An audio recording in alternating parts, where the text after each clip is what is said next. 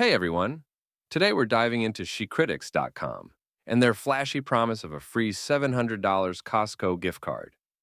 At first glance, the website seems enticing, offering what looks like an easy opportunity to claim a hefty reward. But is it legit or just another scam? Let's find out. The steps to claim the gift card are simple enough. Sign up, provide your email, answer a few questions, and complete some deals. But things take a sketchy turn when you hit that sign up button.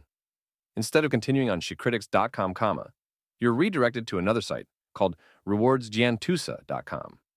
Here, the promise changes. It's now a $750 Costco gift card as part of their so-called 2024 Black Friday program. That inconsistency alone is a major red flag. If they can't stick to their own offer, can they really be trusted?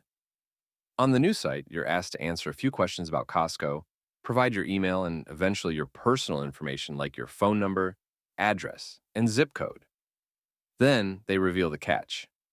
You need to complete up to 20 deals to claim the $750 reward. These deals range from downloading apps to signing up for trial subscriptions, and each action generates revenue for them. I decided to test this process to see how far it goes. And guess what? After completing multiple steps, I was redirected to yet another site called reward4spot.com, which kept pushing more deals. At no point is there any real proof you'll receive the promised gift card. If you inspect their $750 Costco gift card image closely, you'll notice a disclaimer that reads, "Offer not sponsored by this brand." That means they have no affiliation with Costco or Trader Joe's, making it impossible for them to distribute these gift cards legitimately. So every time you click a button, complete a survey, or download an app, these companies make money through affiliate marketing. Meanwhile, you're left with nothing but wasted time and potential risks to your personal information. Think about it.